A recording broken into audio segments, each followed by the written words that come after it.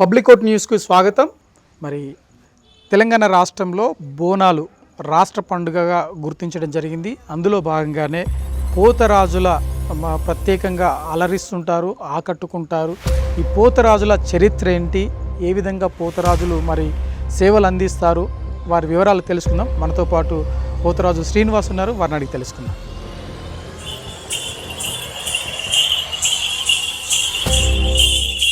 నమస్తే అండి. నమస్కారం అన్న. చాలామంది పోతరాజులు భయపెట్టిస్తుంటారు లేదా కొడుతుంటారు, దానివల్ల అసలు ఏంటి? వాళ్ళు అమ్మవారి యొక్క ఆయుధాలను చేతిలో పట్టుకొని ప్రకటితం చేయడం, మేము అమ్మ సేవకులము, అమ్మ తమ్ముళ్ళము అన్నట్టుగా ప్రకటితం కావడం అంతే. కానీ వాస్తవంగా చూస్తే ఇది ఏదైతే చరిత్రలో ఏదైతే ఉందో, ఈ శంకరుని కొడుకులు ఉన్నారు కదా, వీళ్ళంతా జడల ద్వారా పుట్టిన వాళ్ళు. వీళ్ళంతా శంకరుని జడల ద్వారా ప్రకటితమైన వాళ్ళు, సొంతంగా రకంగా ప్రకటితమైన వాళ్ళు, ఆయన అంశంలో పుట్టిన వాళ్ళు వీళ్ళే. పోతరాజు ఒకటి, మళ్ళా కాళీమాత, వీరభద్రుడు, ఇటువంటి వాళ్ళు కొందరు ఉన్నారు అన్నమాట. వాళ్ళు ఇప్పుడు ఆల్ ఆఫ్ సడన్ కొద్దిగా రావడం లేదు. ఏదైతే ఈ జడలే అనమాట. శివుని జడలు బాగా పెంచుకుంటారు, మామూలు ఉంటారు. శివసత్తులు కూడా సేమ్ అట్లాగే పెంచుకుంటారు కదా వాళ్ళు. శివసత్తి అంటే వాళ్ళు ఏదైతే ఇప్పుడు మా ఎంబడి సిరియాల గౌరమ్మ అంటారు, ఎల్లమ్మ తల్లి కూతురు అనమాట. ఆ ఎల్లమ్మ తల్లి కూతురే సిరియాల గౌరమ్మ. సిరియాల గౌరమ్మని శివసత్తిగా మారేసి ఆమె వాళ్ళకు ఆవహించేసి వాళ్ళ ద్వారా అమ్మ మాటలు పలికిస్తుంది అనమాట. ఏం జరగబోయేది వాళ్ళ ద్వారా అమ్మ నోటి ద్వారా పలికిస్తుంది వాళ్ళ ద్వారా. అది వాళ్ళ అప్పటి మట్టుకు వాళ్ళకి ఏం జరుగుతుందో ఏముంటుందో ఇంకా పక్కన ఏమి ఉంటుందో తెలియదు వాళ్ళకి. అమ్మ ఆవహించేసిందంటే వాళ్ళు అమ్మకు అమ్మ స్వయం అమ్మనే అనుకుంటారు వాళ్ళు. ప్రత్యేకంగా పోతరాజు కావాలి అని ఎవరైనా బయటి వాళ్ళు అంటే సమర్పణ లేకుండా ఎవరైనా చేయొచ్చు. అట్లా చేయడం వల్ల వాళ్ళకి ఏమైనా నష్టము లాభం ఏమైనా ఉంటుందా, లేకపోతే మామూలుగానే? చాలా మట్టుకు అమ్మ దీవెనతోటి మంచిగా జరిగినాయి. చాలా మంది మంచిగానే ఉన్నారు, మంచి స్థాయిలో ఉన్నారు. ఇప్పుడు సిటీలో చూస్తే ఇప్పుడు వీధికి ఓ పోతరాజు, గల్లికి పోతరాజు. చిన్న కొడుకు పుట్టిన అంటే ఆ కొడుకును వేసుకొని అమ్మ పేరు చెప్పుకొని ఇప్పుడు నేను నా కొడుకును వేపిస్తున్నాను. నెక్స్ట్ ఇప్పుడు ఆయనకి ఇవన్నీ ఆయన గురించి తెచ్చినవి. ఇవన్నీ నాయన్ని పాత షర్ట్. ఇప్పుడు 17వ తారీఖు గోల్కొండకు అతను నా కొడుకునే వేస్తుంది. ఫస్ట్ మీరే వెళ్తారా గోల్కొండకి, లేకపోతే ఇంకా వేరే వాళ్ళతో కలిసి వెళ్తుంటారు? చాలా మంది వెళ్తారు. ఇప్పుడు ఒక గురువు ఉంటాడు, ఇప్పుడు సీనియర్ పోతరాజు ఉంటాడు. ఆ సీనియర్ పోతరాజు దగ్గర ఇటువంటి పిల్లలు ఇష్టం ఉన్న వాళ్ళు తల్లిదండ్రులు తెచ్చేసి తన దగ్గర వదిలేస్తారు. అయ్యా మా కొడుకును కూడా అమ్మవారికి ఏదో సేవ చేపియాలనుకున్నాం, పోతరాజు చేపిస్తాం అనుకుంటున్నాం, ఏమి మీరు తీసుకెళ్ళి బాబుని చక్కగా తీసుకురండి, ఏమేమి అవసరం ఉంటే అవన్నీ మేము సమకూరుస్తామని చెప్తారు. ఆషాఢ మాసం వచ్చిందంటే అమ్మవారికి చాలా ఇష్టము, అమ్మవారి తల్లి గారి ఇంటికి వచ్చిందని ఏదో చెప్తుంటారు, అంటే చరిత్రకారులు ఇట్లా చెప్తుంటారు. మరి అసలు పోతరాజు కూడా ఆషాఢ మాసంకు పోతరాజుకు సంబంధం ఉందా? ఉన్నది. ఎప్పటికీ పోతరాజు అమ్మవారు ఎప్పటికీ అడవులే ఉండవు. వాళ్ళ ఇల్లే అడవి, ఊర్లో కాదు. ఓకే. అడవిలోకి వెళ్ళి ఎప్పుడు వస్తారంటే ఈ ఆషాఢ మాసంలో ఇంటికి వస్తారు అనమాట. వాళ్ళు మళ్ళీ ఆషాఢం తీరిందంటే మళ్ళీ వాళ్ళ అడవి తల్లి ఒడిలోకి వాళ్ళు తీరిపోతారు. ఓకే. శూన్యం అనమాట వాళ్ళు, మళ్ళీ ఎవరు కనపడరు. ఇంకా వచ్చినప్పుడే వాళ్ళు ఈ ఆషాఢ మాసంలో వాళ్ళు మొత్తం ఆ చరిత్ర అంటే వాళ్ళు చెప్పిన విషయం అనమాట. మీ ఊరు చల్లగా ఉండాలి, మీ పిల్ల పాపలు చల్లగా ఉండాలంటే ఈ రకంగా ఆషాఢ మాసంలో మాకు ఈ పూజలు ఈ శాఖలు ఈ పూజలు చేస్తే మేము ప్రసన్నమై మీ ఊరి కాపలాగా ఉంటాం. మేము మీ ఊరికి ఎటువంటి అరిష్టం జరగకుండా పంట పాడి పశువు సంపద అన్నీ మీకు సమృద్ధిగా ఉండేటట్టు మేము కాపాడుకుంటాం. మాకు ఆషాఢ మాసంలో మేము మీ ఇంటికి వచ్చినప్పుడు మాకు మీరు బోనం రూపంలో మాకు ప్రసాదం అన్నం పెట్టండి, సమర్పించండి అని చెప్తారు అనమాట. అంటే దేవాలయాల ముందు కూడా చాలా అంటే కొద్ది ప్రతిమలు ఉంటాయి కదా, కర్ర పట్టుకొని లేదంటే సంథింగ్ నిలబడి, వాళ్ళందరూ పోతరాజులైనా ఇలానే? లేదు, వాళ్ళకు వృత్తికారులు అనమాట. దీంట్లో 12 మంది పనిబాటులు అంటారు, పనిబాటులు అంటారు. పనిబాటులు మంగళతను పని అతనే. మంగళతను పాత్ర ఉంటుంది. అతను ఔసలతని పాత్ర ఉంటుంది. మంగళతను సాకిలతని పాత్ర ఉంటుంది. ఈ కావలకారులు అంటారు, వాళ్ళ పాత్ర ఉంటుంది. బెస్స వాళ్ళది పాత్ర ఉంటుంది. ఈ వీళ్ళు ఉంటారు బుట్లు అల్లే వాళ్ళది బలిగంప అంటారు, గంపలు తయారించే పాత్ర వాళ్ళది ఉంటుంది. 12 మంది పని వాటిలో వివిధ రకాలుగా వాళ్ళ వృత్తులు చేస్తుంటారు అన్నమాట. అదే వాళ్ళకు ఆ జీవనోపాధి. అప్పుడు పూర్వకాలంలో నేను తిరిగిన విషయం, ఎక్కడైతే పాడి పంట సమృద్ధిగా ఉండేసి వ్యవసాయదారుల దగ్గరికి మేము వెళ్తే, మీ ఊరికి మేము సేవకులం, మీ ఊరికి మేము అమ్మవారి పనిబాటలలో అని పోతే, వాళ్ళు ఆ కళ్ళంలోకి వెళ్ళి ఆ ఒడ్ల రాసి నుండి వాళ్ళకు దోచినంత ఒక చాటడు 2 చాటలు వాళ్ళు ఇచ్చేవారు అనమాట. ఆ రకంగా సంవత్సరం మొత్తం జీవనోపాధి పనిబాట్లలోకి నడుస్తుంటుంది. తల్లి సేవలో వీళ్ళంతా పాత్రదారులు ఎక్కువ. కనీసం 12 మంది అక్కడ కనపడతారు. అంటే మినిమం పోతరాజులు 12 మంది ఉండాలా, లేకపోతే పని చేసే వాళ్ళు మాత్రమే? పోతరాజు ఒక పాత్ర, రంగం ఎక్కేది అతను ఒక పాత్ర, జమిడికి వాయించేది ఒక పాత్ర, కిన్నెర కొట్టేది ఒక పాత్ర, భవిష్యవాణి చెప్తారంటారు వాళ్ళ నేర్పులు అంటారు, రతులు ఎత్తి గంప ఎత్తుకుపోయేది ఒక పాత్ర, ఈ ఏవైతే బలి ఉంటుందో ఆ బలిని తెచ్చి వాటిని కోసి అమ్మవారు రతుల ముందు పోయడం ఒక పాత్ర, పెద్ద మేతరి అంటారు. వాళ్ళ పని ఏంది, అప్పటి కాలంలో దున్నపోతులు, ఇప్పుడు గుమ్మడికాయలు, ఇప్పటికీ ఊర్లలో అది పెద్ద మేతరి పని అనమాట. పెద్ద మేతరి అంటే అర్జెన్స్. వాళ్ళ పని ఏంది, ఆ దున్నపోతును నెల ముందు వదిలేస్తారు ఆ ఊర్లో. దానికి ఇంకా అడ్డు లేదు, అమ్మ పేరు మీద వదిలేస్తారు. అది ఏ చేనులను పోయేసి మేసేసి వస్తుంది.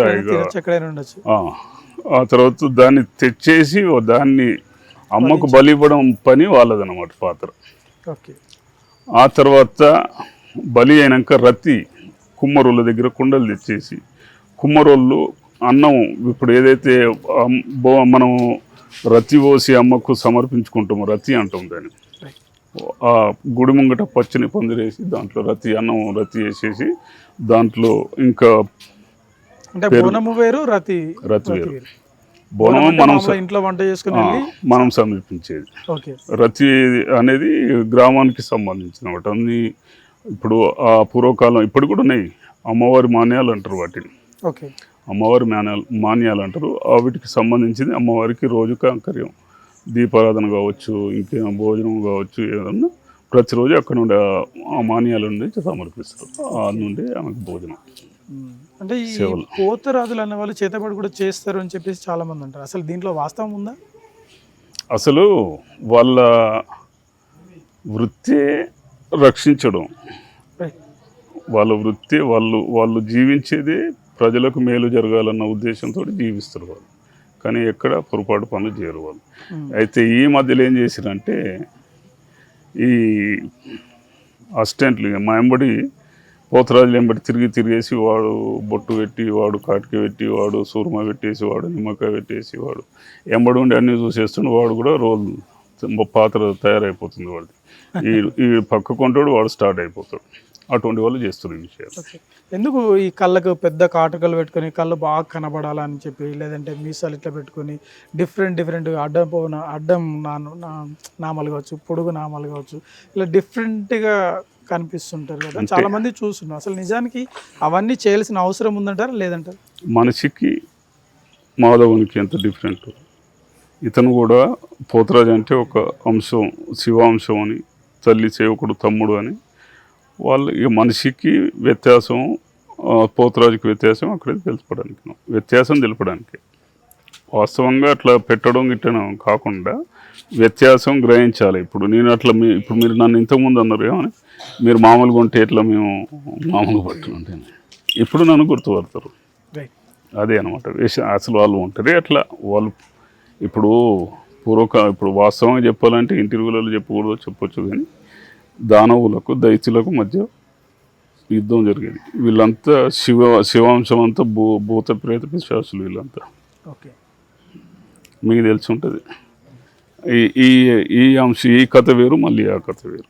ఈయన ఎంబడి ఉన్న వాళ్ళంతా శివుని సంతానం మొత్తం ఒక గంభీరమైన ఒక మొత్తం అల్చల్ అనమాట. ఇంకా శివయ్య కాందని అంటేనే ఇక అది అల్చలే. ఇంకా దుష్టులన్నీ దూరం పోవడం, ఇంకా దగ్గరికి అసలు అట్లా పోతుంటేనే అంత దూరం నుండి అది పారిపోతాయి.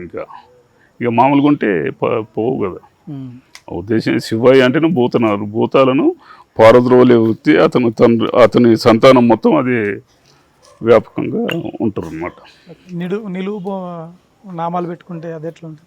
ఆ నిలువునాములు అతను శాంత స్వరూపుడు, ఆయన సంరక్షకుడు, ఈయన వినాశకారి కదా. ఈయన ఏదో చేస్తే ఆయన రక్షిస్తాడు, ఆయన సంరక్షిస్తుంటాడు, అంత వ్యత్యాసం వీళ్ళకి. ఈయన నాశనం పాపాన్ని పెరగనివ్వడు. ఆయననేమో 100 తప్పులు జరిగేదాకా ఆయన శాంతిస్తాడు, అంతవరదాకా ఉంటుంది ఆయన. ఈయననేమో అస్సలు పాపం జరగకూడదు అసలు. ఇప్పుడు పోతురాజులు అన్న వాళ్ళు పసుపు కుంకుమని మాత్రమే ముఖానికి, చేతులకి, బాడీకి అంతా రాసుకోవాల్సి ఉంటుందా? చాలామంది ఆయిల్ పెయింటింగ్ అవి డిఫరెంట్గా అవి వాడుతుంటారు. నిజానికి అవి వాడుకోవచ్చా, వాడుకోరాదు? ఈ మధ్యలో వెళ్ళింది. ముందు పూర్వకాలంలో అయితే ఈ రసాయనాలు అన్నటువంటి ఏ కలర్స్ అటువంటివి ఉండేవి కావు. ఈ మధ్యకాలంలో ఆ పోతురాజు అనేవాడు పబ్లిక్ ఒక అట్రాక్షన్. అతని రూపం చూసినే ఆ భూతాలు ఎక్కడ భయపడతావు, కానీ భూతాల కంటే ముందు వీళ్ళు భయపడాలి, ఇంకా జనాలు భయపడాలి. అట్రాక్షన్ అట్లా ఒక్కసారి ఇట్లా కదిలిచ్చిన అంటే ఆ పిల్లలు అటు ఇంత దూరం ఉండరు, ఇంకా వాళ్ళని కదిలియడానికి వాళ్ళకు ఆకర్షణ అనమాట. ఇప్పుడు ఒక గుడి దగ్గర ఒక అతను పలారం బండి తీస్తుండు అంటే అతను ఒక పై స్థాయి ఉండాలన్న ఆలోచనతో చేస్తుంటాడు. మా పోతురాజు ఈ రకంగా ఉన్నాడు, మా పోతురాజు ఆ రకంగా, మా పలారం బండి ఘనంగా. అంతేగాని వాస్తవంగా ఏది వేసుకున్నా పోతురాజు కలర్ వేసుకున్నా అని పోతురాజు, కలర్ లేకున్నా అని పోతురాజు, పసుపు కుంకుమ వేసుకున్నా అని పోతురాజు. ఇప్పుడు రంగం తొక్కేటప్పుడు అమ్మవారితో పాటు పోతురాజులు కూడా రంగం తొక్కాల్సిన అవసరం ఉంటుందా, లేకపోతే చుట్టూ నిలబడి వాళ్ళతో కాపలాగా ఉండడానికి అవసరం ఉంటుంది? పోతురాజులు కూడా చాలా మంది ఆడుతుంటారు. ఈ ఆటను కూడా నేర్చుకోవడమేనా, లేకపోతే స్వతహాగా వాళ్ళు దేవుడు ఆవహించిన తర్వాత వచ్చేదా? ఇప్పుడైతే అట్లేం లేదు. పూర్వకాలంలో నాట్యం అనేది లేనే లేదు అసలు. అతను ఏమంటారు, అడుగులు అంటారు. పోతురాజు అడుగు వేస్తే పులి అడుగులు అంటారు. అట్లా ఒక అట్లా పడ్డదంటే అంత దూరం ఉన్నది ఏదన్నా పిశాచి కావచ్చు, ఆ గజ్జల సప్పుడు నుంచి పారిపోతుంది. ఓకే, ఆ దగ్గరికి ఇంకా దరిదాపులో ఉండదు, అది అసలు పులి మీద దాటి వెళ్ళిపోతుంది. ఇంకా ఆయన కాళ్ళు అట్లా కదిలిస్తే ఆడుతుంటేనే ఆయన జంగ వేసి కాలు తీసి కాలు వేస్తుంటేనే, అడుగు తీసి అడుగేస్తుంటేనే కదిలిపోతుంటుంది. అంత అటువంటి వైబ్రేషన్ ఉంటుంది పోతురాజు.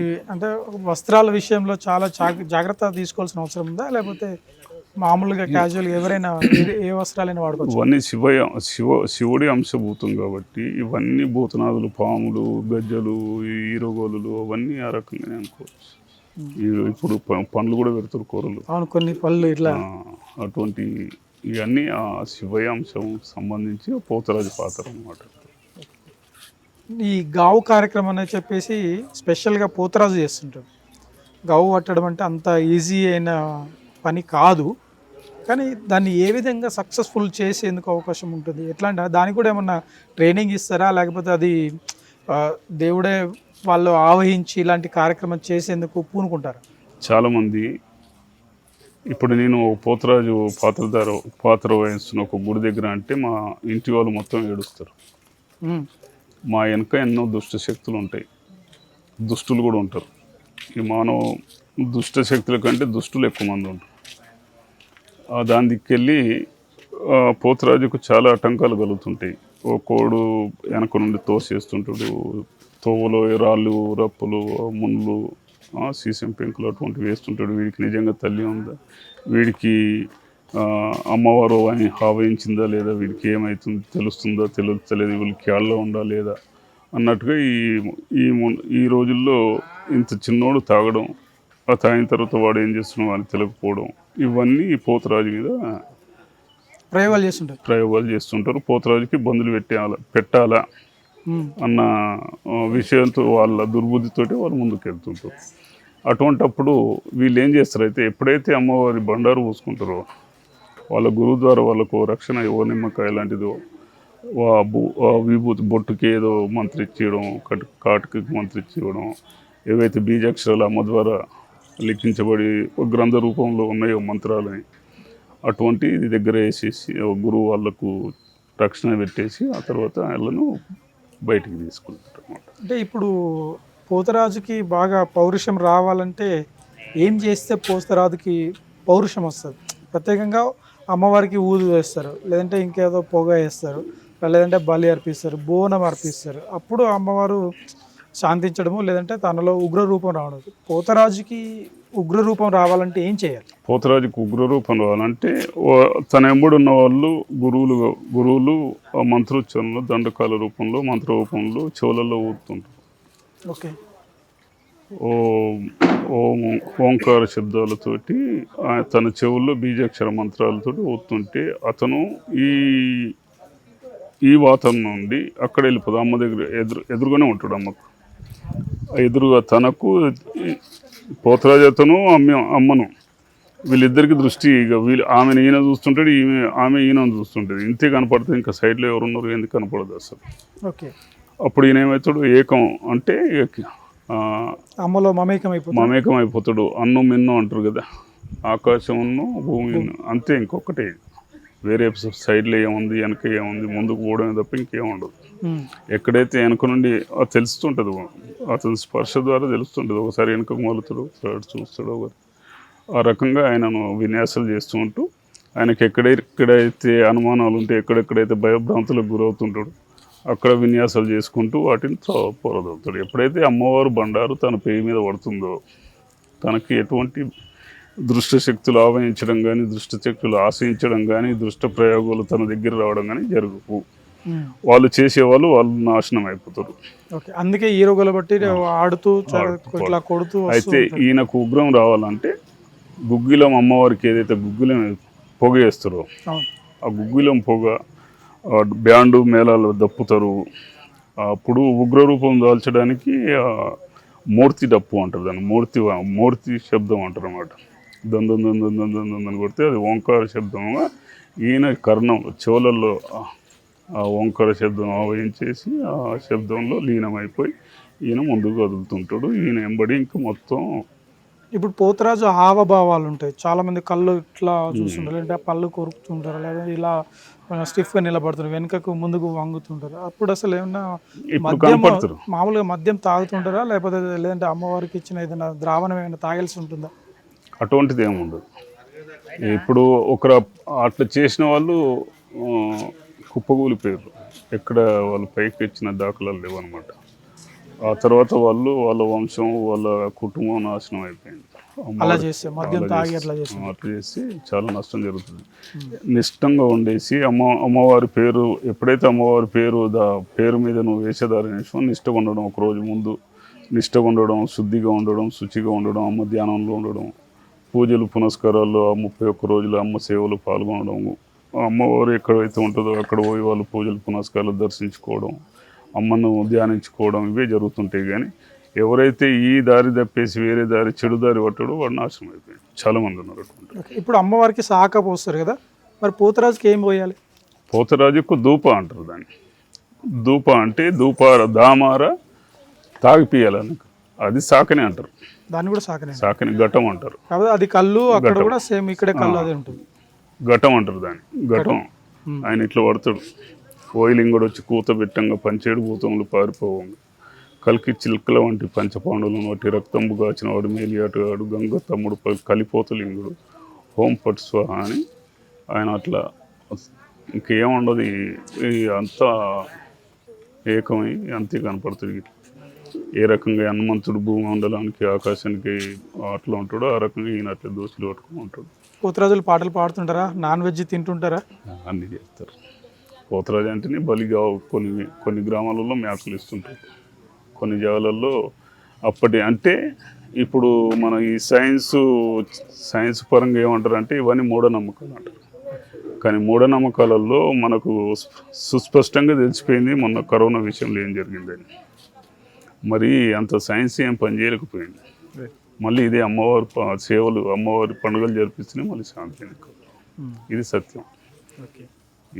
చాలామంది ఇప్పుడు ఈ ఆషాఢ మాసం వచ్చిన తర్వాత పోతరాజులందరూ కూడా ఉపవాసం ఉంటారా, అసలు ఉండకుండానే అన్ని ఆహారాలు తీసుకుంటూ పోతరాజు వేషం వేస్తారు? సాత్విక ఆహారం అంటారు. శక్తి కూడా కావాలి కదా తనకు, పూర్తిగా నిండు ఆయాసం చివరి దాకా పీకల దాకా మెక్కి వేషం వేయడం కానీ పీకల దాకా తాగి ఆడడం కానీ అటువంటి ఉండగా సాత్వికంగా తనకు ఎంత ఇమడగలుగుతుందో ఎంత తను యాక్టివ్ ఉండగలుగుతాడో అంతవరకు తింటాడు అనమాట. అంటే అప్పటికి ఇంకా ఆకలి దప్పికని ఉండదు.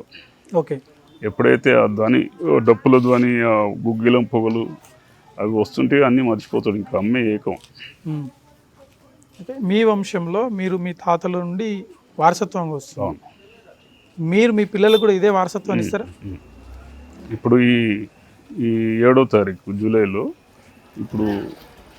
ఇప్పుడు నాకున్న కొడుకును అతని ఇప్పుడు అక్కడ గోల్కొండ అమ్మవారి జగదాంబ మాత దగ్గర ఇంకా కొందరు పోతరాజులు ఉన్న వాళ్ళ ఆధ్వర్యంలో అందరూ ఏకమై వాళ్ళతోటి తనను కూడా వేషం చేసి పోతరాజుగా అమ్మవారి దర్శనం చేయించుకొని అమ్మ దీవెనలు పొందేసి రావాలన్నట్టుగా మా ప్రారంభం అన్నమాట. ఇంకా ఇప్పుడు స్టార్ట్ చేస్తారు. మీరు ఎప్పుడు స్టార్ట్ చేశారు మీ పోతరాజు వేషం అన్న ఏ వయసులో స్టార్ట్ చేశారు? అప్పుడు మీకున్న పరిస్థితి ఏంటి? నాకు అప్పుడు 22 సంవత్సరాలు అనుకుంటా, బహుశా 81లో. 81 అంటే 21 సంవత్సరం. 21 సంవత్సరంలో అంతకుముందు మాకు ఈ పోతరాజులు లేరు. అప్పుడు ఈ పలారమ్మలో పోతరాజులు లేవు. ఊరికొకడే పోతరాజు, ఊరికొకడే పండుగ ఉండేది. ఇప్పుడు గలిగలికి పలారం బండి, గలిగలికి పోతరాజులు, గలిగలికి విషయం. అప్పుడు నా సమయంలో అప్పుడు పోతరాజు మమ్మల్ని చూసి వీళ్ళు ఆ విన్యాసాలు నేర్చుకోవడం, మామిడి ఉండేసి ఆ రకంగా చేయడం, అమ్మ దగ్గర వాళ్ళు కూడా ఏదో చేస్తున్నామన్న తృప్తి పొందడం తప్ప మాలాగలైతే లేదు. మాకు పుట్టినప్పుడు పటం ఉంటుంది, చచ్చినాక కూడా చచ్చిపోయినాక కూడా మాకు పటం వేసేసి బొందకాడు కూడా పటం వేసి బొంద లోపల పెడతారు. ఓకే. కాల్చేయడం అంటే ఏముండదు? కాల్చడం ఉండదు. అంటే పోతరాజులు ఈ ప్రాంతంలో ఉండాలి, ఒకే ప్రాంతంలో ఉండాలి, బయటికి వెళ్ళడానికి లేదు అని ఏమైనా నిబంధనలు ఉన్నాయా? అట్లేం లేదు. వాళ్ళకు ఏమంటారు అంత ఓపెనే కుల్ల. కొద్దిమంది డబ్బులకు కూడా మేము వస్తాము పోతరాజు వేషం వేస్తామని చెప్పి చాలామంది వెళ్తుంటారు. నిజానికి అది మంచిదేనా? వాళ్ళు ఇక ఏదో చేసినామన్న తృప్తి కనుక ఇప్పుడు కొంతమంది దాని మీదే ఈ సీజన్ వచ్చేసిందంటే దాని మీదే బ్రతికే వాళ్ళు ఉన్నారు. కొంతమంది పోతరాజు అమ్మవారి పేర్లు చెప్పుకొని దాని మీద నాటకం టైప్. ఇప్పుడైతే ఏ రకంగా సినిమాలలో పాత్రలు ఇప్పుడు ఈ ఏమంటారు సీరియల్స్ లాగా అది అమ్మవారి ముంగట ఇది ఒక పాత్ర సీరియల్స్లలో రోల్ చేయడం మట్టుకు ఆ రోల్ చేయడం ఎందుకంటే వాళ్ళ భక్తి గురించి. మీరు మామూలుగా ఎన్ని ప్రాంతాల్లో ఇట్లాంటి పోతరాజులు వేషం వేశారు, ఎన్ని దేవాలయాల దగ్గర వేశారు, ఎలా అనిపించింది? మాకేం లేదు ఇప్పటి వరకు అయితే మేము ఐదో పిడి కదా నాది, 5వ తరం నాది. ఇప్పుడు మేము మాతోటి కాకుండా కానీ ఇంకా చేస్తూనే ఉండాలి. మాకు ఎక్కడైతే ఇప్పుడు పక్కకు తోముకుంటూ ఉంది వాళ్ళు ఏమైనా పండుగ చేస్తారంటే మాకు అక్కడ నుండి ముఖ్యులు వాళ్ళు కమిటీ వాళ్ళే కానీ వాళ్ళ గ్రామ పెద్దలు కానీ మాకు లెటర్ రాసి పంపుతారు. అయ్యే మా ఊర్లో అమ్మవారు పండుగ చేస్తున్నాం, పోతరాజుగా మీరు వచ్చేసి ఈ యొక్క కార్యక్రమం చేపడుతుంది. అట్లా వెళ్తుంటాం. అట్లా మీరు ఒక 23, 20, 35 ఊర్లు దాకా ఉన్నాయి. ఆషాఢ మాసం వచ్చిందంటే ఆషాఢ మాసం కాదు, మాది నిరంతరం సంవత్సరం మొత్తం జరుగుతూనే ఉంటుంది. ఎప్పటికి జరుగుతూనే ఉంటుంది. పోతరాజుగా మీరు పనిచేసిన తర్వాత మీ ఫ్యామిలీలో మంచి జరిగిందా చెడు జరిగింది? మంచిగా జరిగింది. ఇప్పటికైతే మంచిగా జరిగింది. మేము మంచిగా ఉంటే అమ్మవారు మంచిగా జరుగుతుంది, మేము కనుక చెడుగా ఉంటే అమ్మవారు చెడు. మా ఊర్లలో పూర్వీకులు చేసిన విధానంలో అప్పుడు పెంకటిల్లు అనేవాళ్ళు.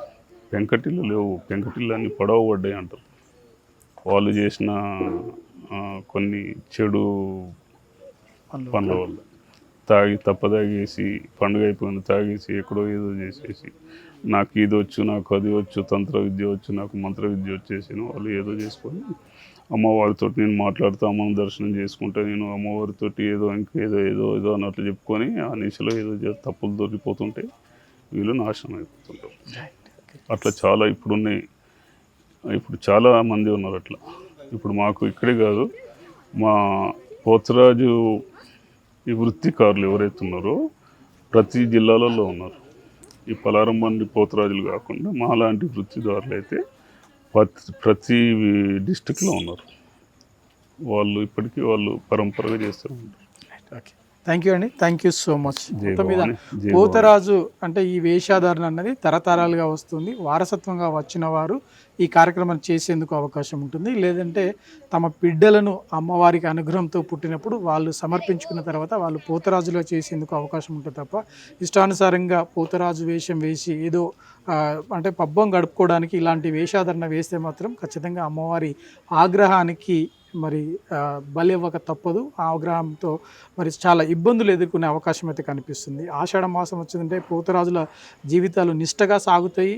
అంటే వాళ్ళు ఉన్నన్ని రోజులు వాళ్ళ వృత్తి అది కాబట్టి ఖచ్చితంగా వాళ్ళు సమర్పించుకున్న నాటి నుండి జీవితాంతం వరకు కూడా మరి పోతరాజులుగానే పనిచేస్తూ వాళ్ళ సేవలు అందిస్తారు. అమ్మవారికి ఒక తమ్ముడిగా సేవకుడిగా అండగా నిలుస్తూ అమ్మవారి ఉగ్రతకు మరి ప్రజలపై పడకుండా కాపాడేందుకు పోతురాజులు తమ సేవలను అందిస్తారంటారు. ఇది ఈనాటి ఇంటర్వ్యూ. మరొక ఇంటర్వ్యూతో మళ్ళీ కలుద్దాం. అంతవరకు సెలవు. నమస్తే.